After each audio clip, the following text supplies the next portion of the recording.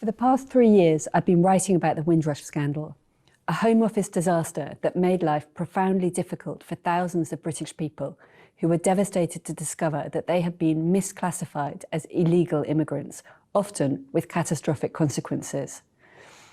This reporting showed how the introduction from 2010 onwards of a series of hostile environment policies designed to cut net migration to the tens of thousands left many people who were living in the UK entirely legally struggling to prove their right to be here.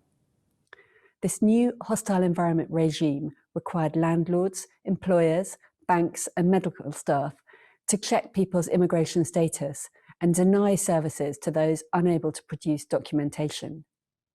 Home Office records turned out to be highly unreliable, and the department was sending out threatening letters to law-abiding people telling them to leave the country fast or face arrest and deportation. As a result of a series of articles in The Guardian over a 6-month period, ministers apologised and promised comprehensive reform of the Home Office. It felt like a very heartening example of the power of journalism to trigger positive change. Initially, those affected by the scandal felt vindicated and hopeful. But 2.5 years on, that reform has yet to materialise. I want to remain optimistic that change is still just around the corner, but having heard 3 successive Home Secretaries and 2 Prime Ministers express profound regret and repeatedly promise to do better, I'm starting to wonder whether the Home Office is really going to be fixed anytime soon. The question I'm beginning to ask is not simply, can the Home Office be fixed, but does the government really want to fix it? I want to apologise to you today because we are genuinely sorry for any anxiety that has been caused. And I am very sorry for any confusion or anxiety felt. I am truly sorry. I've spent a lot of time analysing the government's apologies, and like many of those caught up in the scandal, I've developed a weariness about these many repeated expressions of contrition. A few weeks ago, I was talking to El Waldo Romeo, one of the people who was told he was here illegally, who was instructed to remove himself back to Antigua, a country he had left aged 4, 59 years earlier. He asked me, if the government's so sorry, why have we still got Windrush people living in dustbins and airports? It felt like a good question. When Theresa May's government was forced belatedly to apologise for the Windrush scandal in April 2018, the apologies began in a noticeably muted way. Theresa May said carefully that she wanted to apologise for any anxiety caused to people from the Windrush generation. It was a curiously guarded expression of regret. I want to apologise to you today because we're genuinely sorry for any anxiety that has been caused, she told a group of leaders from the Caribbean. Very few of those affected would have described their dominant emotion as anxiety. Some of them had been arrested and removed to countries that they hadn't visited in half a century. Others were sacked from their jobs, made homeless, or denied vital NHS treatment. Many of them had seen their lives destroyed by the government's mistake. At least one person had already died, stressed and overwhelmed by the consequences of being declared illegal. Still, to begin with, ministers seemed to want to apologise without really giving the impression that they entirely meant it. Privately, officials blamed those affected for having failed to sort out their own documentation, ignoring the fact that many spent years trying to do exactly that. The then Home Secretary, Amber Rudd, identified that the problem had its roots within a Home Office that had become too concerned with policy and strategy, sometimes losing sight of the individual. She echoed Theresa May's apology, declaring, "I'm very sorry for any confusion or anxiety felt." Gradually, though, it became clear to ministers that anger about the Home Office's mistake was not going to subside, and the tone of the apologies became a bit more wholehearted. For a while, I was taken in. Rudd declared cultural change is going to start here and promised a more compassionate approach to immigration. A couple of days later, though, she resigned, having misled Parliament over whether or not the Home Office was operating targets to deport people. We don't have targets for removals, but you did. I don't know what are you referring We've to? just heard from the previous evidence that the Home Office and there are regional targets for net removals. Home Office staff appeared equally contrite. The then Permanent Secretary, Philip Rutnam, said he'd been appalled by reading accounts of people let down so badly by his staff, adding, "In my 30-odd years of public service, I've never seen an episode like this." Immigration Minister Caroline Noakes said a new approach was needed, admitting too often the discussions around immigration are steered by the tabloid press. Later, Rudd's successor, Sajid Javid, said something had gone massively wrong and promised to create an immigration policy that is fair and treats people with respect and with decency. He commissioned a review into what had caused the scandal, but was moved on from his job before any significant change was implemented. In March this year, Wendy Williams, a semi-independent figure within the Home Office, published her review into the causes of the scandal. She and her team spoke to over 270 people affected and 450 civil servants and sifted through 69,000 documents. Her conclusions are damning. The Home Office demonstrated an ignorance and thoughtlessness towards the issue of race and the history of the Windrush generation, consistent with elements of institutional racism. Warnings were repeatedly ignored.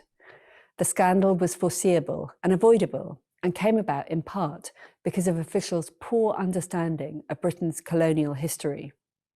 A culture of disbelief and carelessness had spread through the Home Office, which had become so defensive after years of controversy that junior officials felt unable to flag their concerns to senior staff. A politically driven, target-dominated immigration policy had inured the department to the mounting evidence of harm being done. The entire culture of the department needed to be changed, she said, to recognise that migration and wider Home Office policy is about people, and whatever its objective should be rooted in humanity. Her report followed half a dozen similarly hard-hitting investigations on Windrush and the consequences of the hostile environment. And for a while, I worried that Williams's research would just gather dust, much as many of the other reports have. But it appears that Priti Patel, who's been Home Secretary now for 15 months, has paid attention to these conclusions. She's continued the chorus of apologies, but at least appears to be moving towards action. In June, she promised to adopt all 30 of Williams's recommendations for reform of the Home Office, and at the end of September, she published a 58-page comprehensive improvement plan setting out exactly how that reform would happen. Acknowledging that those who were so badly let down by the Windrush scandal have waited too long for justice, Patel said she wanted to confront the department's shameful failings head-on. My ambition is to build a fairer, more compassionate Home Office that puts people first and sees the face behind the case. I expect to see nothing less than a total transformation of our culture, she wrote. This should have marked a really triumphant moment for those affected by Windrush. On the face of it, their decision to speak out about their terrible experiences had triggered a detailed reform strategy. Every member of Home Office staff will now have to take classes on the history of migration and race in the UK, and all staff will undergo training to ensure they're focused on people and not cases. But several things have left me unconvinced. First, perplexingly, the very week that the Comprehensive Improvement Plan was published, promising greater compassion in the immigration system, a series of peculiar Whitehall leaks claimed that officials had been discussing constructing wave machines in the Channel to wash migrant boats back to France. The same blue sky thinking exercise had ministers considering creating asylum processing centres in the Ascension Islands, St Helena, or in Moldova, or on disused oil rigs. Some of these leaks were palpable nonsense, but the message was really clear. The Home Secretary was determined to show the Conservative base that she was going to be tougher on immigration than her predecessors had dared to be. She told colleagues that she planned to introduce new asylum laws that would send the left into meltdown. Patel used her conference speech to attack activist lefty lawyers for making it hard for the government to deport people. And this tough rhetoric seems very starkly at odds with the promise of a new compassionate Home Office. The second reason for my lingering scepticism is the slow progress that's been made with the Windrush compensation programme, which reveals a worrying gap between the expressions of remorse about what happened and the practical steps to put things right. By the end of September 2020, only around 160 people had received compensation payments from the Home Office, and only about £1 million had been paid out.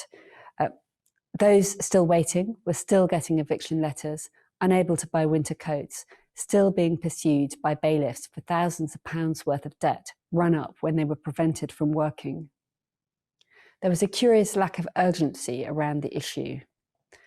And I feel really heartbroken that a growing list of people I've interviewed about this have died before receiving full compensation.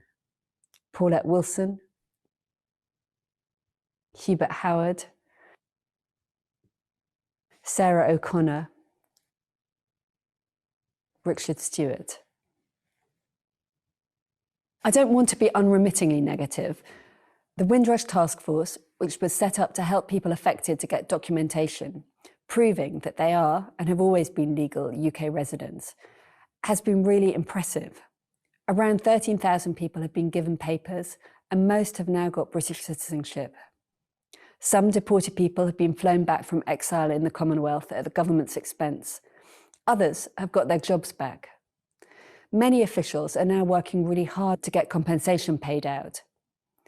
I know that many Home Office employees feel passionately about getting this right. But despite the incessant apologising for what went wrong, the fundamental problem is that the core ideology underlying the scandal has not changed. Although the hostile environment has been rebranded as the compliant environment, the policies which underpin it remain in place, and there is no sign that the government wants to repeal them. Policy appears still to be absolutely steered by the tabloid press, and an anti-immigrant rhetoric seems to be ratcheting up again. Wendy Williams, who wrote the critical Windrush report, expressed concern in October at the absence of speed and detail in the Home Office's response to her recommendation that the compliant environment should be reviewed. I suspect she's going to have a hard job keeping this at the top of a shifting political agenda. If the government fails to deliver on these promises, it will be a huge further betrayal of the Windrush generation. I started writing about this issue 3 years ago when I met Paulette Wilson, a 61-year-old cook who'd been twice arrested and detained and who was facing deportation back to Jamaica, a country she hadn't visited since she was 10, half a century earlier. Paulette became a vocal campaigner for everyone affected by this scandal and was very angry about the government's slow response. I last met her in June, when she and half a dozen other campaigners delivered a petition to Downing Street asking for justice to be speeded up. The word sorry can roll off anyone's tongue easily, but we don't want more apologies, she told me.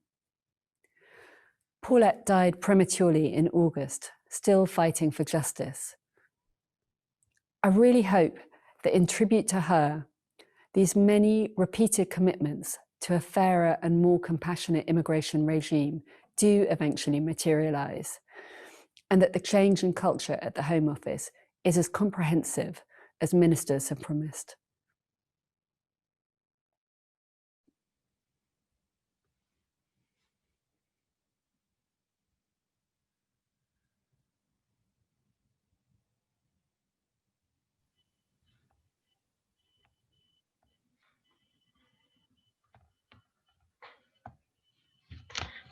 Hello, everyone.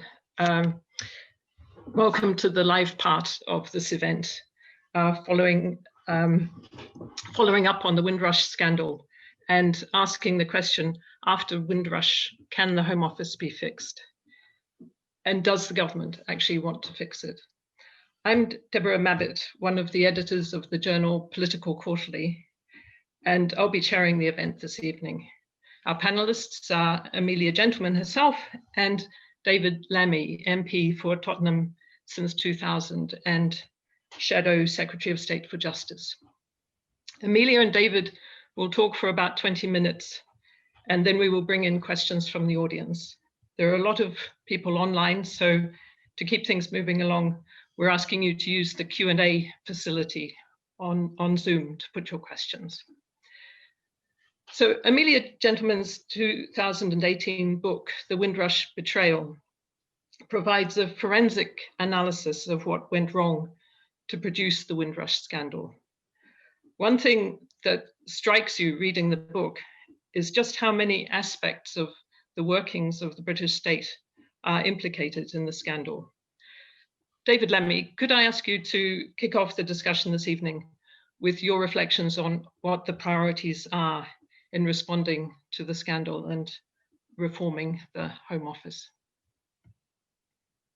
Well, I mean, clearly the number one priority must be to end the hostile or compliant environment. That must be the fundamental priority.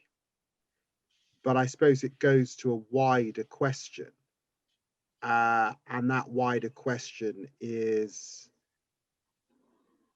and Wendy Williams, of course, got to the heart of it, is, are we a country that wants to fully understand our colonial history and our past? And if we are, that has fundamental repercussions. Are we a country that wants to face the world as it is today, understanding fundamentals around asylum and immigration? And that is that one can't offshore one's border to Sangatte in France, and one ought to assume the best of people, even though there has to be a process by which you determine whether people have got asylum claims that mean that they are entitled to stay here because they are genuine refugees. And do we accept that a country that colonized much of the world has a relationship with that world and therefore has to have a spirit of generosity when looking out into that world? Those are things that cut to the heart of really the current Home Office and the dilemmas that we've seen time and time again. And it's to say that you cannot in one breath issue all sorts of apologies in relation to Windrush because you say, oh dear, they were British citizens, we treated them badly, and then in the same breath be talking about having colonies of those claiming asylum off in islands in the deep Pacific Ocean, or indeed using the Navy to hold people back, and frankly ramping up the rhetoric around a fortress Europe. The two are not compatible. And until we have a Home Office that's prepared to wrestle with that, until we have a government that wants to tone down the rhetoric, the anti-immigrant rhetoric, frankly, and have a more honest conversation with the British public, we've got problems. David, how do you feel when you see the publication, as we did at the end of September, of a really comprehensive plan for the improvement of the Home Office? This is a document that Priti Patel put out in response to Wendy Williams's really forensic report. So that comprehensive improvement plan sets out over 50 pages of quite detailed measures about how the Home Office is going to become a fairer and more compassionate organisation. I mean, do you think that we can kind of dismiss that document as a document that's been put out for the benefit of liberal, left-leaning Guardian readers, and with little intention of it being implemented? Or, I mean, what are the politics behind that kind of doublespeak, where you are, on the one hand, putting out that kind of very thoughtful document that, if you take it absolutely at face value should be very, very cheering. And yet, on the other hand, you're making these incredibly harsh statements about controlling asylum seekers and reforming the asylum system. Well, Amelia, they're not compatible, are they?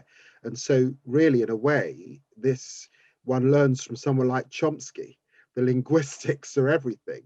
And at the heart, you have to judge Priti Patel and the Home Office by action. And her action, her language is not compatible with that document. And I know from my period in office as a government minister that civil servants tend to take their lead from you. You can create all the documents you want. They take their lead from you.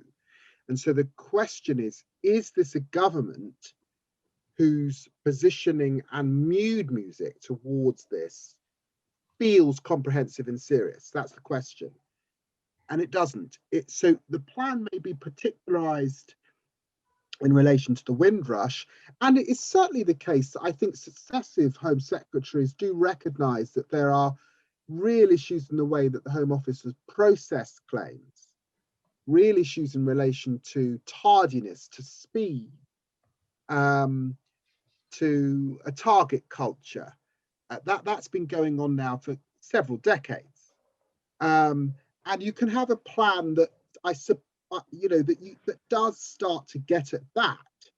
But in terms of culture, I'm afraid I've got to remain more cynical on behalf of my constituents because the dots don't fully join up in truth. I mean, I think I've spoken to a lot of caseworkers and people running surgeries for immigration applicants over the last few months. And there certainly doesn't yet feel as though that message of requiring comprehensive cultural reform of the Home Office has yet filtered down to the people who are processing claims at the coalface. It just feels very much as if the same kind of day-to-day culture exists. And maybe that's an inevitability of a department for whom a large proportion of its job is to say no, to maintain borders. Or can you see a way of having a reform of the Home Office that does embrace some kind of compassion and fairness? Well, it's about fairness. So there are a whole raft of issues. I've touched on asylum, refugees, one set of issues and relationship, particularly with continental Europe. There's a post-Brexit environment in which conventions like the Dublin Convention, it looks like we're leaving. There's a rhetoric around unaccompanied minors, which is unbelievable, frankly, given the hardship of those young people. There are profound issues of equity in relation to the fees that are being charged by the Home Office of people who have so little money. The vast majority of the public experience the Home Office solely when they apply for a passport. And there's a hue and cry if you don't get the passport back within 6 weeks. And you might think, well, this is a bit expensive for a passport. It's gone up a bit. You pay the fee. It's nothing compared to the thousands of pounds that my constituents are required to pay in order to stay here. That isn't compatible with the strategy and the plan as outlined that's about a more hospitable environment and a less hostile one. It really isn't.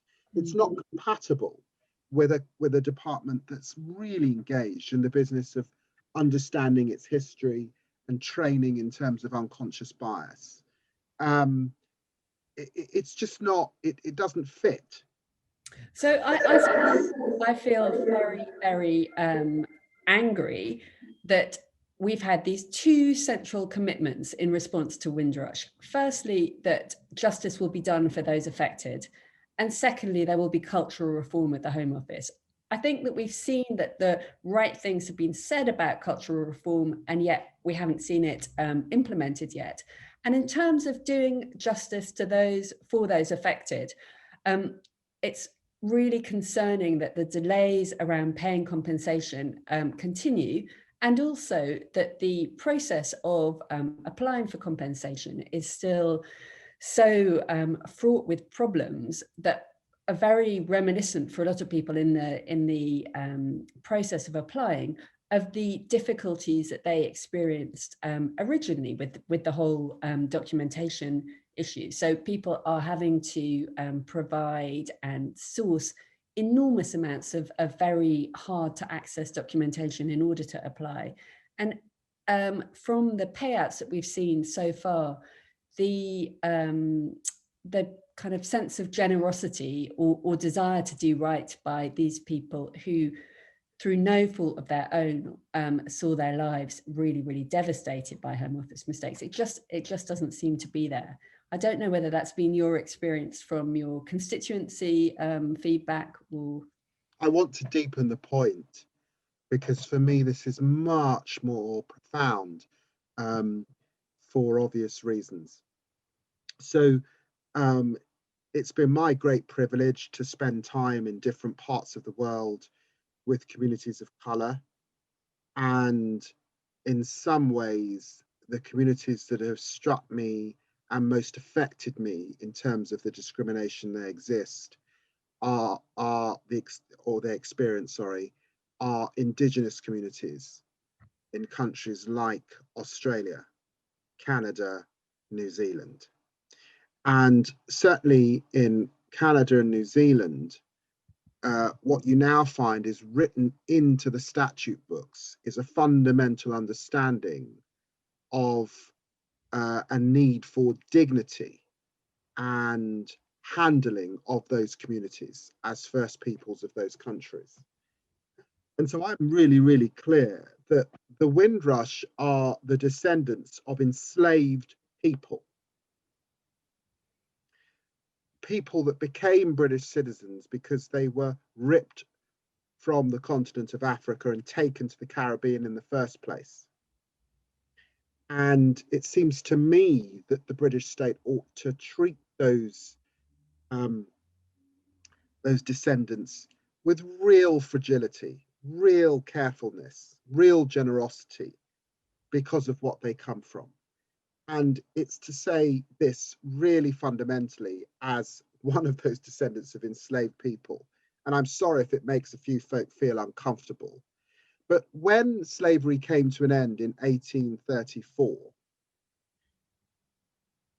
16.5 billion pounds was paid out to those plantation holders. It is a travesty and a scandal that the amount of money we're talking about being paid to the Windrush is so paltry. At the time, some estimated that we would expect the Home Office to distribute somewhere between 200 and 570 million pounds, because we are compensating for a life. At the time, and I say this as a lawyer, it's unbelievable to imagine that you would put people to a standard of beyond reasonable doubt. That is that you treat them like criminals. And the truth is, they have got away with this. The story, Amelia, that you and I are part of is not over.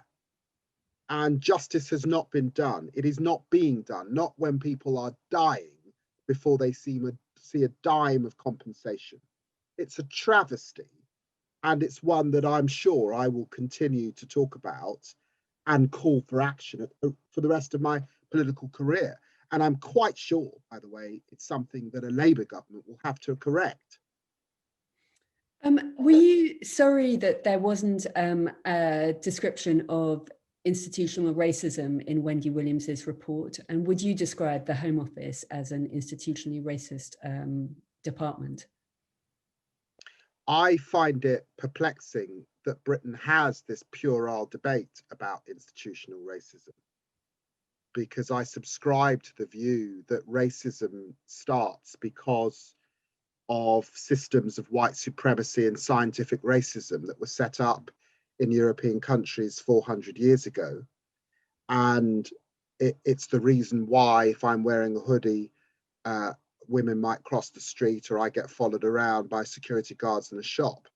That is, you know, and therefore institutional racism is with us, because white supremacy and notions of white supremacy are with us.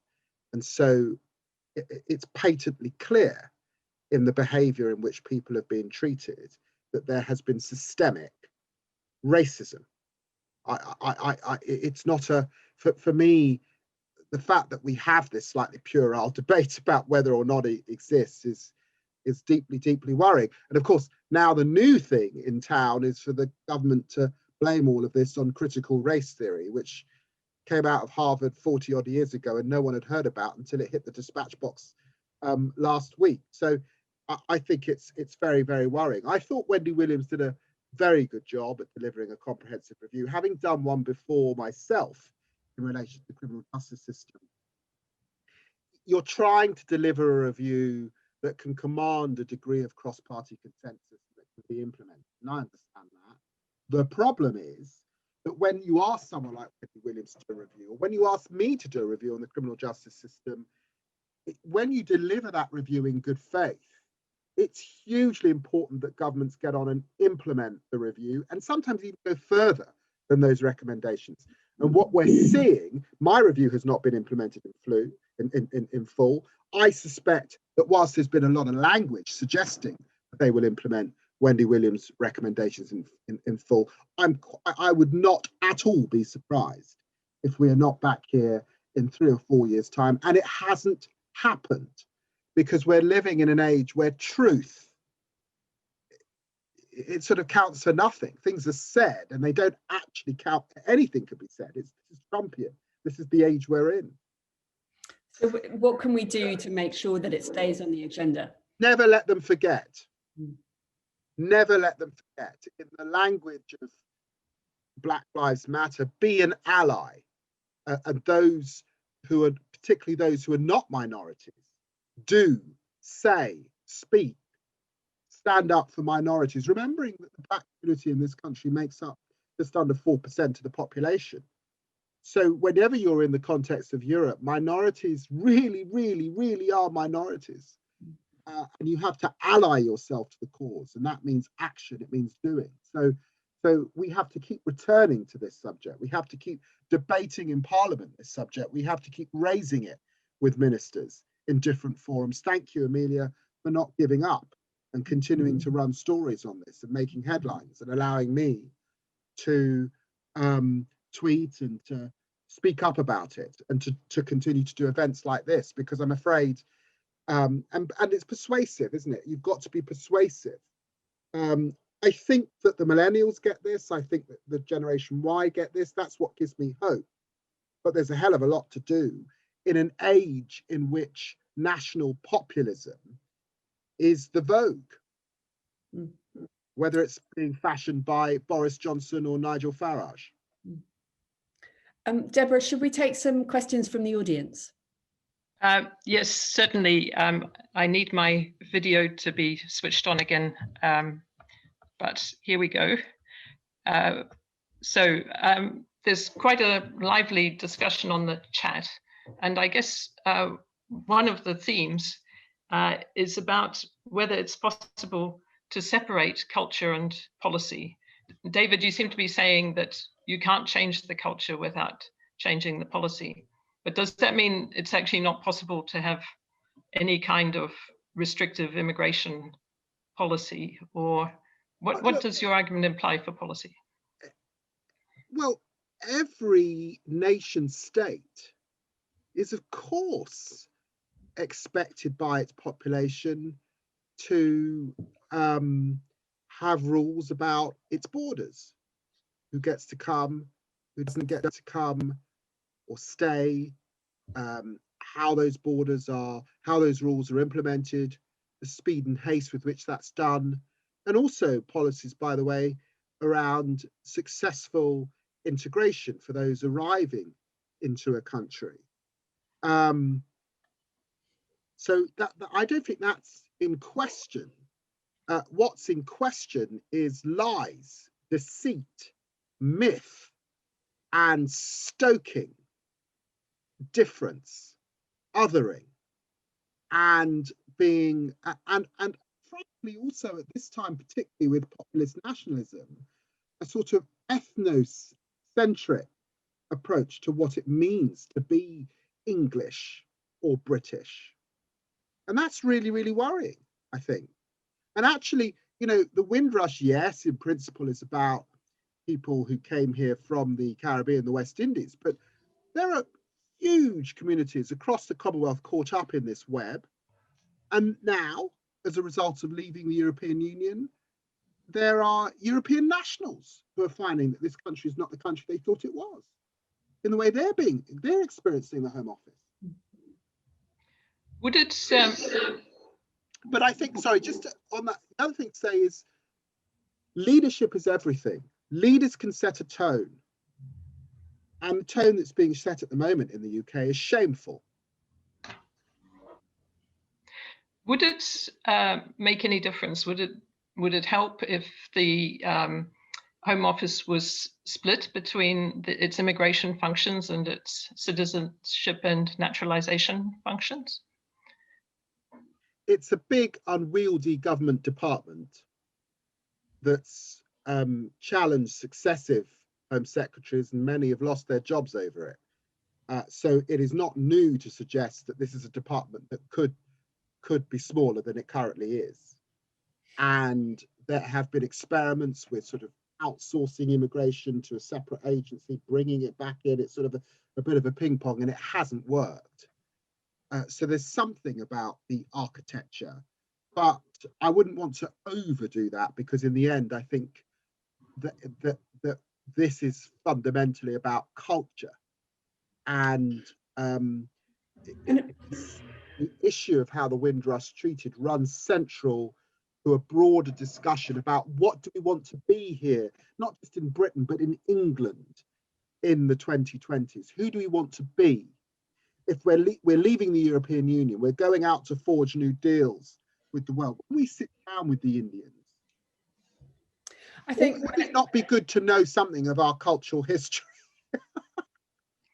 I think the question of splitting it and making efficiencies is, you know, absolutely part of the discussion. But I also think it kind of recedes in relevance when you look at the policies that still remain in place that are driving all of these Home Office decisions. The hostile environment policies, which began to be introduced 2012, were put into legislation in 2014 and 2016.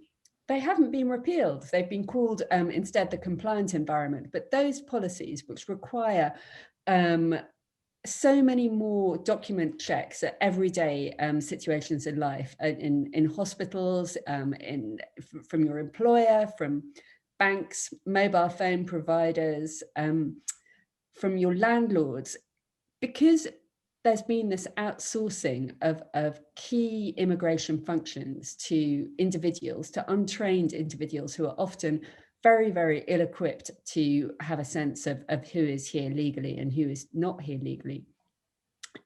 I mean, that is the kind of core problem that we're still wrestling with. It's a recommendation. It's one of Wendy Williams's key recommendations that the hostile environment policies are reviewed. Priti Patel has said in her plan for improvement that they will be reviewed, but there's no sense of when they're going to be reviewed by, or, you know, where that review is going to lead us to.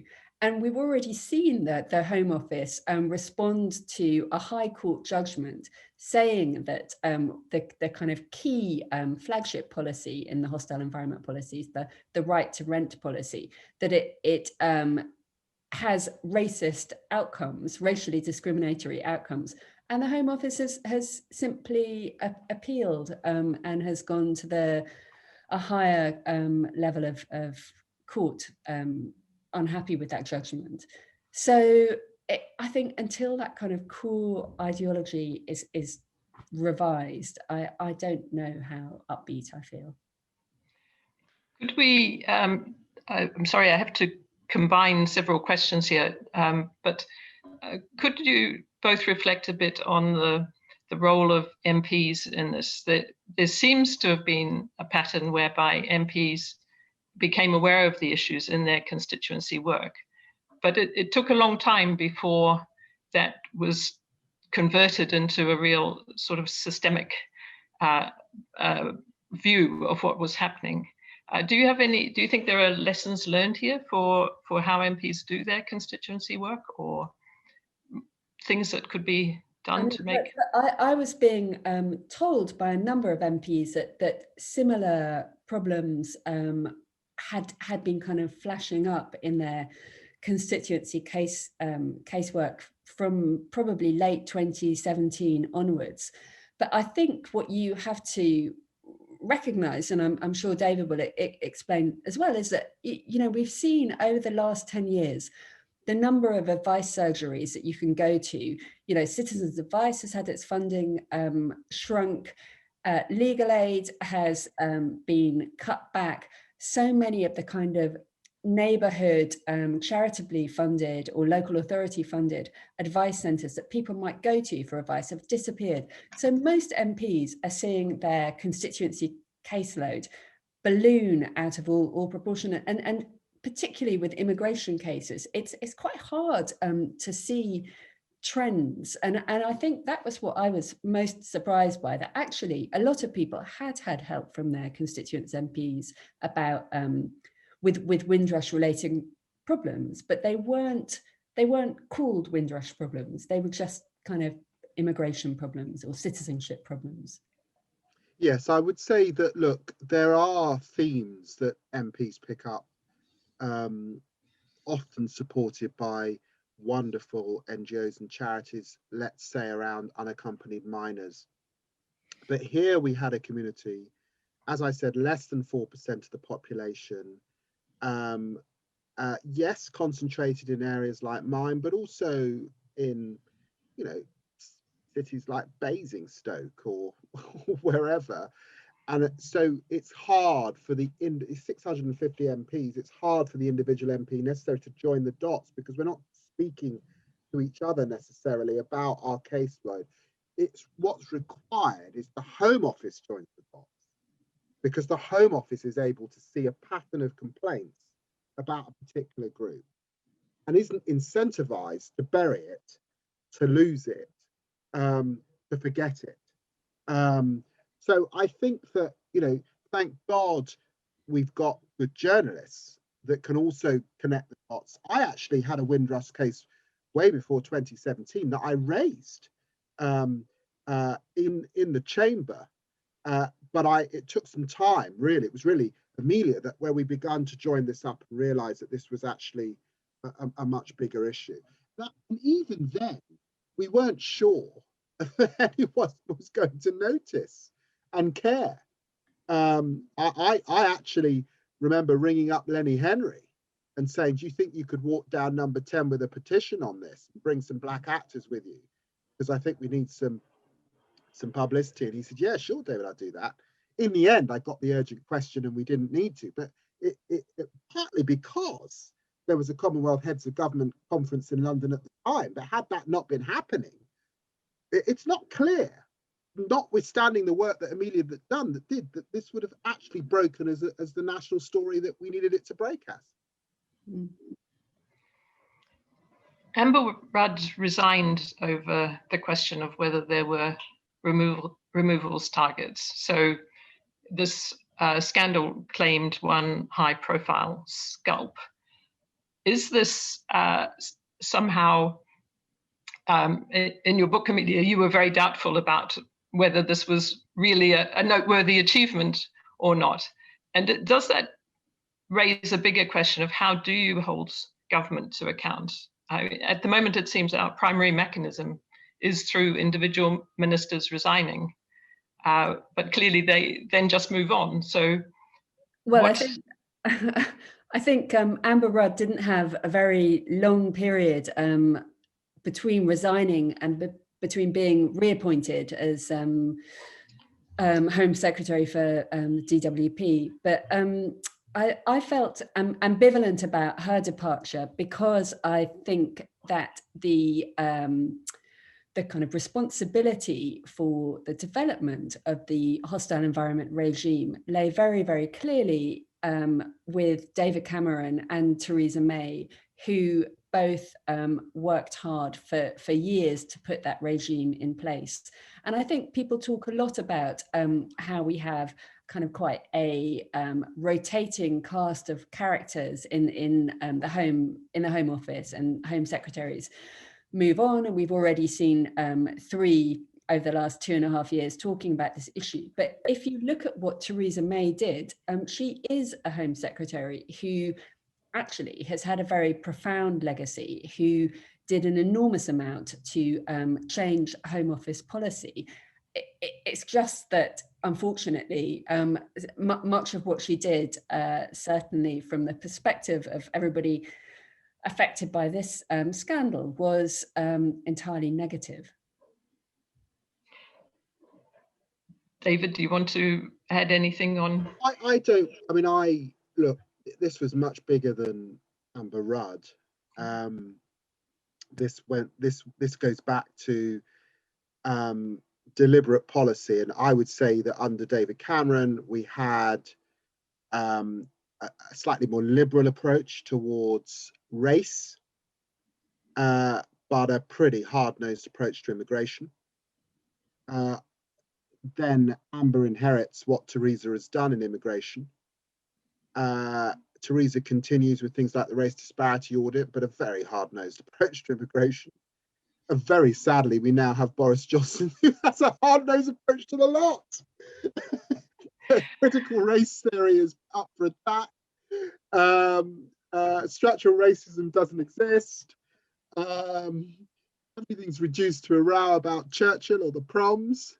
And I'm afraid, you know, we're sending people off to islands in the Pacific and sending the Navy in. So things are, I mean, you can see the direction of travel. It may be, of course, that let's see what happens tomorrow night in the United States, because that will have some global effect on politics and will surely have an effect on our politics. So we will see if there is a change in tone, because there is a sort of global effect if Donald Trump were to lose. But I've got to tell you, things don't feel to me like they're getting better. They feel to me like they're getting worse. And actually, I'd go as far as saying that whilst everyone's looking at Rishi Sunak as the next leader, I'd be very doubtful if Rishi Sunak inherits the crown, because I suspect that the bank manager will not benefit from the current recession depression to come. The person who is playing to the blue rinse Conservatives is clearly Priti Patel. Well, something to look forward. There are several questions about the decision to locate the compensation scheme in the Home Office. And of course, there has just recently been some publicity about its very slow movement. Should there have been, so one suggestion was there should have been something more like an independent commission, perhaps with something of a... I mean, I'd really feel very strongly about that. And one of the pieces I'm working on researching at the moment is around how the compensation scheme has been operating. But I do think that there's something very, very peculiar about having a set of Home Office officials given responsibility for paying compensation to the very people who they are the people responsible for the original problems. And if you even look at the cast list of senior officials within the compensation scheme, many of them have come over from visas and immigration enforcement roles, and they seem, you know, absolutely the wrong people to have been given senior roles within that workforce. And the very fact that it kind of sits within a Home Office department, it's just peculiar in the extreme. I think, look, as I say, I think we'll have to revisit the system it's not going to succeed in paying out. I suspect there are people even struggling to make claims. It's not independent. It's not. There isn't a sense of justice at the heart of it. I'm afraid I'm really discontent. I think to call it even a compensatory scheme is not actually true. I don't even think it's that. Another question that people are asking is about settled status for EU citizens and whether we're shaping up for a repeat of this process. I suppose that's an entirely hypothetical question, but what would you want to see to reassure you that we're not going to have similar problems in the future of people who think that their situation is regular and then they're told that it's not? I had a really amazingly interesting tour of the Home Office centre where they are processing people applying for EU settled status. And actually, when I'm feeling more upbeat about, the really kind of palpable positive consequences of Windrush, I do think that they bent over backwards to make the scheme much easier. And to try and avoid some of the kind of enormous difficulties that people had regularising their status. And in some ways, they have been really successful. So I think there've been coming up to around 4 million people who've got some form of settled status.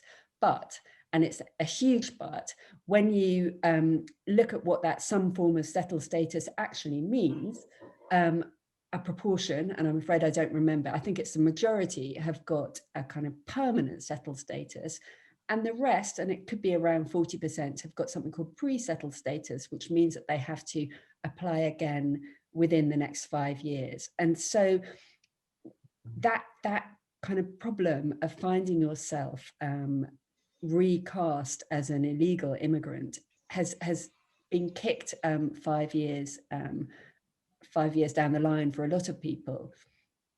And because we still have the same hostile environment compliant environment regime, even if it's only a small proportion of that 4 million, even 5% of that 4 million people is an enormous number of people who could be very vulnerable to being caught up in the same hostile environment embrace. Doesn't this scandal cast somewhat curious light on the debate about identity cards? Because you have people who were told they didn't need any documents, and then suddenly they did need documents. And we now have a situation where it seems that white British citizens can possibly get on with life without many documents, but Black British citizens probably can't. And of course, people holding a non-British passport can't. And you made a remark right at the start, David, about how, well, if passports are not being processed properly, there's an outcry. Would it help if everybody was in the same boat and we all had to establish our status and have some document that proved what it was? Well, look, I think it's important to remember that with passports, that Black communities in the UK are still significantly economically disadvantaged. And like lots of working class communities, there is a significant cohort within the Windrush who have no need for a passport because travel is not something that ever comes up. I remember going to the Caribbean when I was younger, once, because it cost a fortune to go to the Caribbean, and most Black families haven't got that kind of money, and therefore the problem was they never had the need to apply for a passport, so it never arose. So it does raise issues about how do you prove who you are? And I have a passport and I travel a lot. I also have a driving license, which is in front of me, funny enough, which I never use because I don't drive. But I'm not. I mean, I'm not going to stray into the ID cards conversation because funny enough, I'm researching a bit around stop and search, and as a consequence of that, I'm speaking to Canadian friends where they don't call it stop and search by the police; they call it carding, because there's a routine harassment, frankly, of black communities to show their card and to be stopped as a consequence. So I come back full circle to this business of culture and how you creating a culture that does not racially profile, which is frankly what was happening with the Windrush, but actually is supportive and generous towards minority communities. There's a bit of a debate in the questions about whether the Windrush, whether maladministration by the Home Office is a race issue or not. Clearly, David, you feel that it is. Yes. I'm very. If it walks like a duck and quacks like a duck, it's probably a duck. I mean, one thing that is quite striking in the background to this was that the equality impact assessment that was done for the 2014 Immigration Act actually did highlight that there would be a number of issues for Black Britons, which in a way is remarkable because often these exercises are thought to be likely to not amount to very much at all. So, does that suggest that we need to push harder on that kind of analysis? Is that what's required to address policies like these? I mean, I think the very depressing thing was that the warnings were there, but they were ignored repeatedly. And the question of why they were ignored, I think, is the really troubling one. And that, it is uncomfortable because you wonder, well, was there a internal discussion that said, well, perhaps this cohort of people will be affected, but is that a cost that we're just going to accept? I think the fact that warning was there in the impact assessment is on the one hand great, and on the other hand very, very troubling. I mean, Wendy Williams had more to say in recommendation 13 about the necessity for impact assessment and to ensure that they always happen. But of course, the fact of happening is different to the fact of changing policy as a result of what it says, I guess. It's one of the reasons, by the way, that I've written formally to the Equality and Human Rights Commission to ask them to investigate this, notwithstanding Wendy's work, because I do think there are important human rights consequences as a result of Windrush. And my understanding is that they are doing that work, and we'll see where they come to. I don't know if you're on that, Amelia. Have you touched base with them on that? I know that there is. I haven't spoken to them recently, but there is work being done both on this and on the hostile environment. That's right. So there are a number of questions that relate to very detailed issues that are arising for particular groups in relation to the Home Office. It seems there may be some more issues around the corner, especially to do with British overseas citizens, for example. But I think we've prevailed on quite a lot of your time already. So I wonder, David and Amelia, if I could invite you to just sum up with a few words what you would like people to remember and perhaps to do in future to try and and respond to this scandal and its aftermath. Well, I'd be very, very happy if people want to email me about the specific issues. It's amelia.gentleman@theguardian.com. And in terms of summing up, I suppose the reason why I'm still talking about this and writing about this 3 years after I kind of first became aware that there was a problem is because it remains so incredibly unresolved. And I just find that absolutely staggering, given the number of apologies we've had, given the really, really kind of well thought through and carefully outlined solutions, which have been kind of put out there both by Wendy Williams and accepted in the abstract by the government. The fact that nothing really has materialized, I find just extraordinarily kind of cynicism inducing. That's why I've written this book about the subject, and I just, yeah, I suppose I want people to remain engaged and remain aware that the Windrush scandal isn't over, and actually even worse, that the kind of ongoing failure to compensate people and to help people rebuild their lives amounts to a new and equally awful betrayal. Thank you. David? Look, I would say that this is a year in which we've been called to ask, do Black Lives Matter? And very clearly, this scandal and the ongoing scandal of the lack of compensation and the rhetoric that we're seeing coming out of the current Home Secretary and the Home Office would suggest that they don't matter to the extent that they should in this country. And it's terribly sad. But it's also an indication, a fundamental indication of the health of our democracy.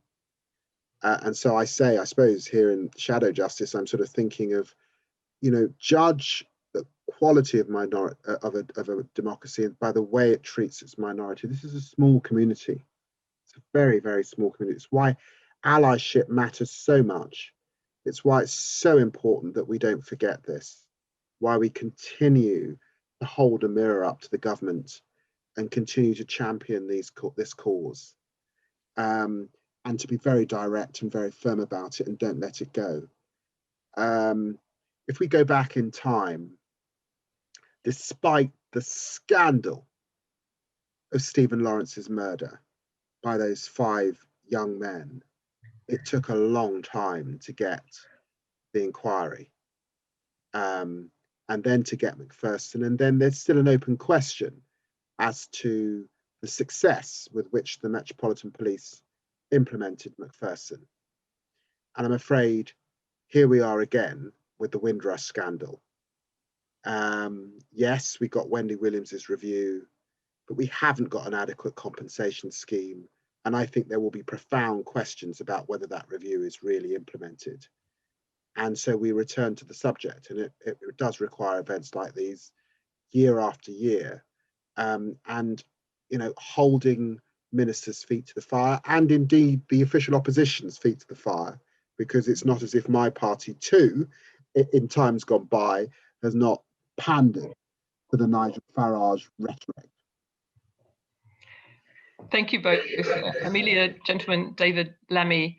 And just a final word to the audience. Some of you have been putting in questions about what you can do, how you can respond to this.